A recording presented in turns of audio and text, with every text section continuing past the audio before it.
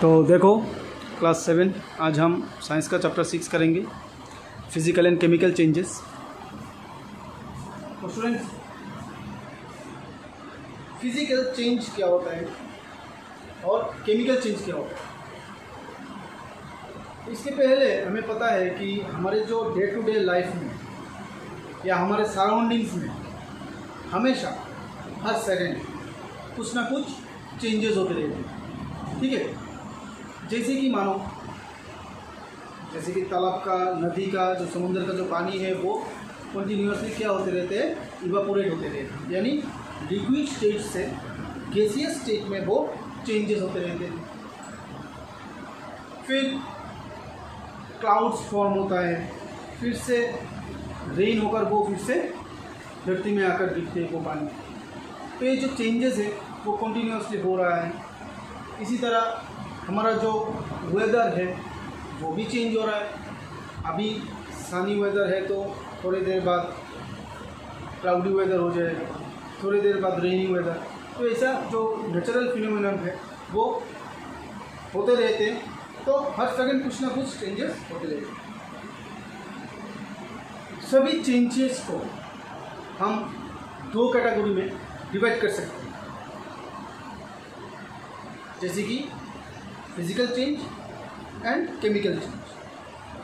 तो physical change अब हम किसको कहेंगे? ये जो फिजिकल चेंज वो क्या है, यानी जो चेंज रिवर्सिबल, या हम कह सकते हैं एक ऐसा चेंज जो कि हम ओरिजिनल उसका जो फॉर्म है उस फॉर्म से उसको हम चेंज करने के बाद फिर से उसका ओरिजिनल फॉर्म में उसको हम वापस ला सकते हैं। For example, melting of ice, बर्फ़ पिघलना। हमें पता है कि जो बर्फ़ है या आइस है वो किससे बनता है? पानी से, वाटर। कब बनता है? जब हम वाटर को 0 डिग्री में फ्रीजिंग करते हैं, तब वो वाटर जो उसका लिक्विड फॉर्म में से वो आइस में यानी सॉलिड फॉर्म में कन्वर्ट हो जाता है, आइस बन जाता है। और उसी आइस को जब हम फ्रिज से बाहर निकलते हैं तो वो आइस क्या होता है, टेम्परेचर के कारण वो पिघल जाता है, फिर से वो क्या बन जाएगा, पानी में आ जाता है। तो उसी पानी को फिर से हम फ्रीजिंग कर सकते हैं, फिर से आइस बना सकते हैं। तो ये जो चेंज है वो क्या हो रहा है, रिवर्स हो रहा है, और कोई नया सब्सटेंस नहीं फॉर्म हो रहा है, या उसका जो चेंज हो रहा है वो परमानेंटली के लिए नहीं हो रहा है। दिस आर टेम्पोररी चेंजेस, यानी इसको हम फिर से उसको ओरिजिनल शेप में उसको हम ले जा सकते हैं। तो उसी सारा चेंजेस को हम क्या बोलेंगे, फिजिकल चेंज। दूसरा एग्जांपल, मेल्टिंग ऑफ कैंडल। हम कैंडल जो मोमबत्ती होता है उसको पिघलाकर फिर से एक नया मोमबत्ती बना सकते हैं। तो ये जो मेल्टिंग ऑफ कैंडल है वो भी हमारा क्या है, फिजिकल चेंज। फिर रबर ले लो, उस रबर को हम अगर ऐसे स्ट्रेच करेंगे, उसको अगर हम खींचेंगे, फिर उसको हम छोड़ देंगे, तो वो रबर क्या हो जाएगा, वो अपना ओरिजिनल शेप में फिर से वापस आ जाएगा। तो ये जो चेंज है उसको भी हम क्या कह सकते हैं, फिजिकल चेंज। फॉर एग्जांपल, ये जो मार्कर है, ये जो मार्कर देख पा रहे हो तुम लोग, इसका अभी ये जो शेप है, अभी इसका अगर ढक्कन में खोल दूँगा तो इसका शेप चेंज हो गया, ठीक है ना। तो वो ये जो शेप चेंज हुआ वो टेम्पोररी चेंज है, मतलब उसका एक ओरिजिनल फॉर्म में मैं उसको फिर से ले जा सकता हूँ। जैसे कि इस ढक्कन को फिर से लगा देता हूँ तो वो उसका ओरिजिनल शेप में आ गया। तो ये जो चेंज है इसको भी हम क्या कह सकते हैं, क्या कह सकते हैं, फिजिकल चेंज। तो यहाँ पे यही बोला है, changes can be of 2 types, physical change and chemical change. So physical change are those changes, physical properties of substances. No new substances are formed in these changes. These changes may be reversible.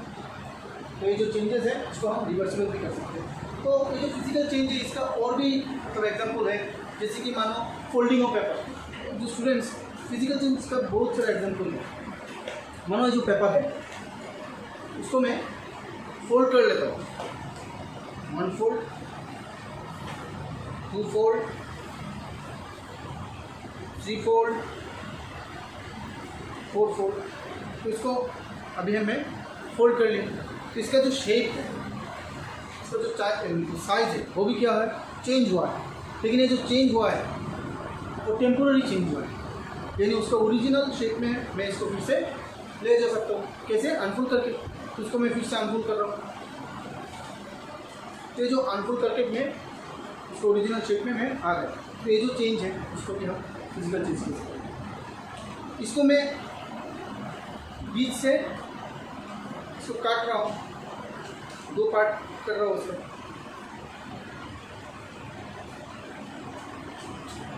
तो ये हमारा 2 part बन गया है जो paper का। अभी फिर से अगर हम कोशिश करें तो इसको हम गाम से इसको हम क्या कर सकते हैं, इसको फिर से जोड़ लेते हैं। तो जोड़ने के बाद इसका जो पहला जो ओरिजिनल शेप था उसमें आ गया। तो ये भी हमारा कौन सा चेंज होगा, ये भी हमारा फिजिकल चेंज। लेकिन इसको अगर हम अभी जला देते हैं तो क्या होगा, मानो इसको मैं स्टिक से इसको जला दिया तो क्या फॉर्म होगा, एशेस, यानी एक नया सब्सटेंस फॉर्म होगा। तो उस एशेस से फिर से हमें क्या ये पेपर मिलेगा, मिल सकता है, इम्पॉसिबल, नहीं मिलेगा, क्योंकि वो जल जाता है। तो जल जाने के बाद वो एशेस बन जाता है, यानी एक नया सब्सटेंस फॉर्म हो जाता है। और जो उसका जो ये जो चेंज होगा ना, बर्निंग करने के बाद या जलाने के बाद, वो परमानेंटली चेंज हो जाएगा, यानी परमानेंट। फिर से उसको हमें फिर से दोबारा कोशिश करके भी उससे हम पेपर नहीं बना सकते। तो ये जो चेंजेस है उसको हम बोलेंगे chemical change. Rusting of iron, जो लोहा में जंग लगता है, तो ये कैसे होता है, जो रस्टिंग फॉर्म होता है किससे फॉर्म होता है। तो मानो आयरन जब हम एयर में उसको एक्सपोज करके रखते हैं या ओपन एयर में उसको ऐसे रख देते हैं, तो ओपन एयर में क्या है, वाटर वेपर है, ऑक्सीजन है।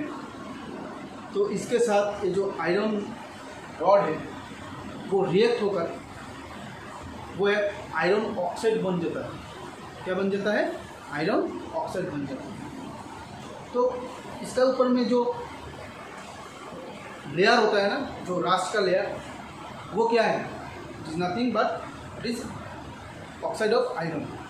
तो उसी को हम क्या कहते हैं, रास्ट कहते हैं। तो इसको हम फिर से वो जो नया रॉड है हमारा, वो नया रॉड क्या फिर से वापस मिलेगा हमें, नहीं मिलेगा। क्योंकि जो रास्टिंग होता है ना, रास्टिंग मतलब वो क्या करते थे, उस लोहा को वो कोरूट कर लेगा, उसको कोरूट कर देगा। तो ये जो रास्टिंग ऑफ आयरन है ये भी हमारा क्या है, केमिकल चेंज। और भी बहुत सारा केमिकल चेंजेस होते रहते हैं। मानो ये जो हम खाना खा रहे हैं ना, ये जो खाना हमारे अंदर जा रहे हैं, तो वहाँ पे मतलब कहाँ जा रहे हैं, स्टमक में जा रहे हैं, तो वहाँ पे जा रहे हैं, फिर उसके बाद क्या हो रहा है, वहाँ पे डाइजेस्ट हो रहा है, यानी और भी छोटा छोटा पीसेस में वो ब्रेक डाउन होते हैं। तो अगर हम उसको कोशिश करें तो उसको फिर से हम उसी खाने में ला सकते हैं, इसको फिर से वापस लाकर कभी नहीं ला सकते। तो यानी हम कह सकते हैं जो चेंजेस के कारण एक नया सब्सटेंस फॉर्म होता है और वो चेंज परमानेंटली होता है, मतलब वो रिवर्सिबल नहीं है, तब उसको हम फिर से रिवर्स नहीं कर सकते। तो उसी सब चेंजेस को हम कहेंगे केमिकल चेंज। यही बोला है chemical changes. These are the changes in which the composition and chemical properties of the substances get changed, and in chemical changes, new substances are produced, and this change is permanent and irreversible. यानी it cannot be reversed into its original form. For example, burning of a candle. तो देखो physical change में मैंने melting of candle का example दिया था कि मोम पिघल कर हम नया मोम बना सकते हैं या मोमबत्ती बना सकते हैं। लेकिन जब बर्निंग ऑफ कैंडल होगा, यानी इसका मतलब है हम कैंडल को पूरा जला दे रहा हूँ। हम अगर कैंडल को आग में बर्न करते हैं तो वो एक ऐसे टाइम आ जाएगा कि वो जो कैंडल होगा या वैक्स होगा वो ख़त्म हो जाएगा, क्योंकि वो बर्न हो जाएगा। तो अगर वैक्स ही नहीं है, अगर मोम ही बचा नहीं रहेगा तो हम किससे नया कैंडल बनाएंगे? तो ये जो हमारा बर्निंग ऑफ कैंडल है वो है केमिकल चेंज, और मेल्टिंग ऑफ कैंडल वो है फिजिकल चेंज। बहुत ही इम्पोर्टेंट एग्जाम्पल है ये दोनों, एग्जाम में पूछा जाता है कि burning of candle is a physical change और केमिकल चेंज। तो बर्निंग ऑफ कैंडल होगा तो इट्स केमिकल चेंज, अगर मेल्टिंग ऑफ कैंडल होगा तो वो फिजिकल चेंज। फिर formation of card from milk, ये जो दूध से दही बनते हैं, यानी milk is converted into card. तो ये जो चेंजेस है वो केमिकल चेंज, क्योंकि दूध से तो दही बन सकता है लेकिन दही से दूध बनना नामुमकिन है। तो हम कह सकते हैं formation of card from milk is also chemical change. फिर राइपनिंग ऑफ फ्रूट्स, कोई भी फल ले लो, फ्रूट्स ले लो, यानी आम ले लो, वो पहले क्या था, रॉ था, अभी वो मतलब हम जो आम खा रहे हैं वो क्या है, राइपन मैंगो। तो अभी इसको अगर हम चाहेंगे तो इसको क्या हम कच्चा बना सकते हैं? फिर से नहीं बना सकते। तो ये जो चेंज है वो हमारा क्या है, केमिकल चेंज। अभी मानो ये जो एक पेड़ है, एक पेड़ को मैं अभी काट दिया,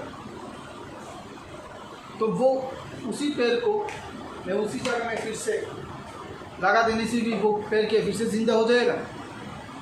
नहीं होगा, यानी वो प्लांट सूख जाएगा। तो उसी से तो हम नया पेड़ हम नहीं बना सकते ना। तो ये जो चेंज है वो भी क्या है, केमिकल चेंज है। देखेंगे कि chemical reactions in daily life, हमारे जो डेली लाइफ में जो केमिकल रिएक्शंस होते रहते हैं, जैसे कि for example rusting of iron.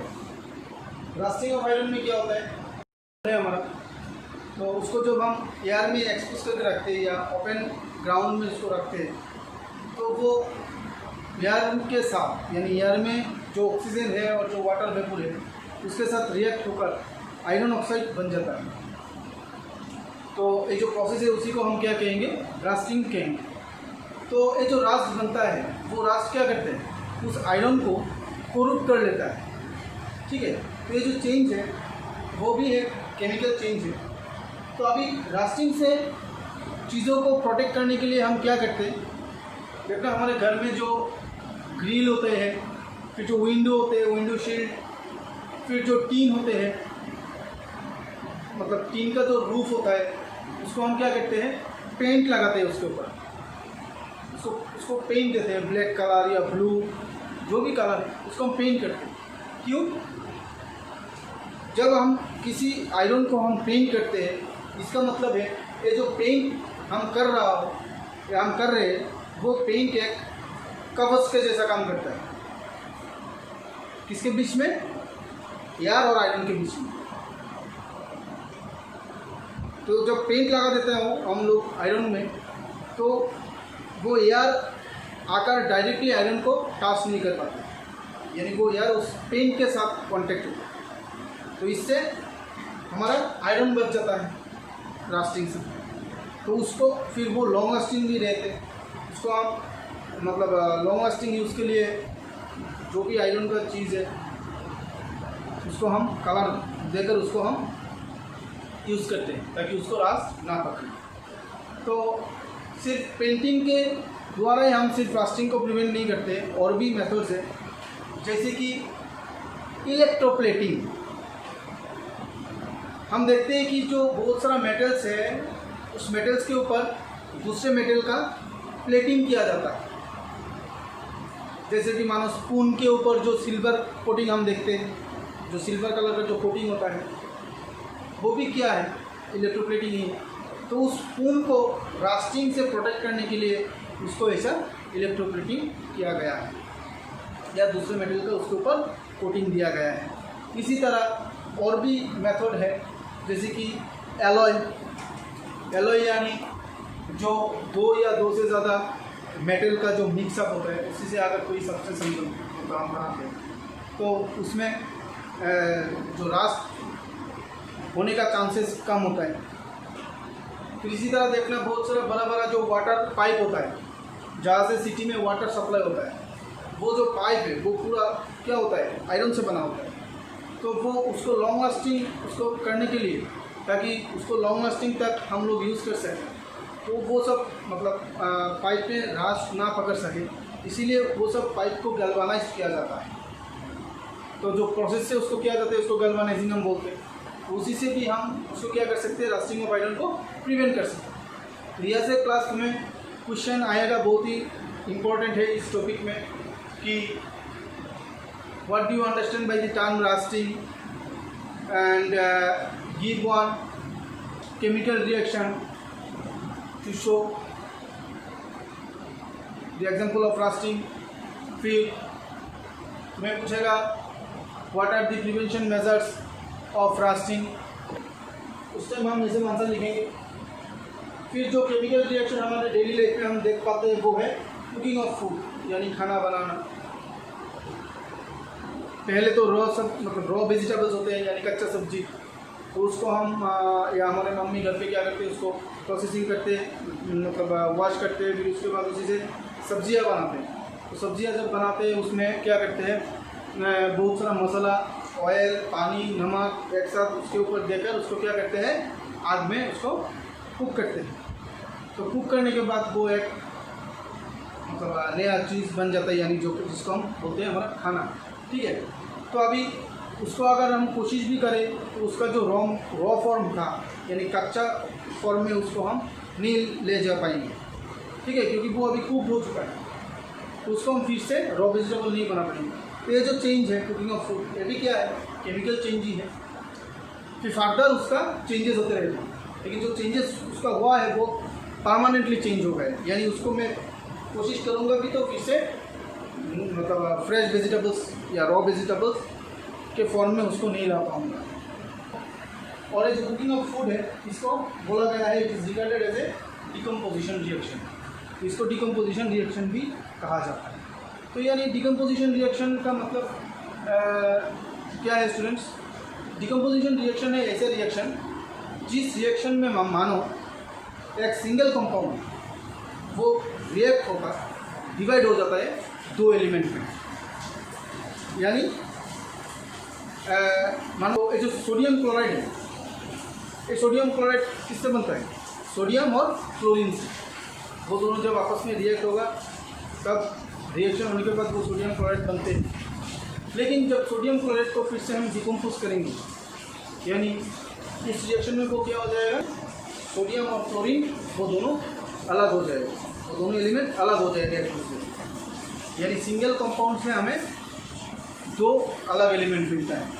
तो ऐसा जो रिएक्शन होगा उसी रिएक्शन को हम क्या बोलेंगे, decomposition reaction. DK of organic substances, यानी जो ऑर्गेनिक सब्सटेंसेस होता है, ऑर्गेनिक सब्सटेंसेस यानी जो कि तो सड़ जाता है, मिट्टी के साथ मिक्स हो जाता है।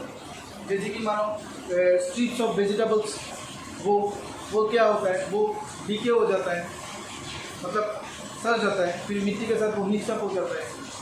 तो यानी जो माइक्रो ऑर्गेनिजम्स है उसके ऊपर आकर अटैक करेगा। तो वो लोग अपने शरीर से कुछ एंजाइम्स उसमें उस रॉ वेजिटेबल के जो मतलब स्ट्रिप्स है उसके ऊपर छोड़ेगा। फिर उसी एंजाइम उसके साथ रिएक्शन होकर उस रॉ वेजिटेबल का जो स्ट्रिप्स है या छिलका है उसको सड़ा देगा, तो वो फैल जाएगा। फिर उसी से वो अपना खाना ले लेगा और बाकी जो कुछ होगा वो मिट्टी के साथ फिर वो मिक्सअप हो जाता है। तो ये भी हमारा केमिकल चेंज ही है और इसको भी डिकम्पोजिशन रिएक्शन माना जाता है ना। क्राइस्टलाइजेशन, तो यानी स्टूडेंट्स क्राइस्टलाइजेशन क्या होता है, हमने देखा शुगर क्राइस्टल, शुगर बीट ऐसा मतलब जो क्यूब जैसा होता है ब्लॉक, यानी इसको क्रिस्टल कहते हैं। तो क्राइस्टलाइजेशन भी एक प्रोसेस है जिस प्रोसेस के द्वारा किसी सब्सटेंस का उसका जो प्योर फॉर्म में उसको हम एक्सेप्ट कर सकते हैं। तो यही था हमारा इस चैप्टर में physical change and chemical change में। तो अच्छे से समझ कर पढ़ना और अच्छे से टेक्स्ट रीडिंग करना क्लास, क्योंकि उसमें बहुत सारा एक्टिविटी दिया हो तो वो एक्टिविटी भी पढ़ना ज़रूरी है। तो ठीक है क्लास, वीडियो अच्छा लगे तो लाइक ज़रूर करना, सब्सक्राइब ज़रूर करना। Thank you, that's all.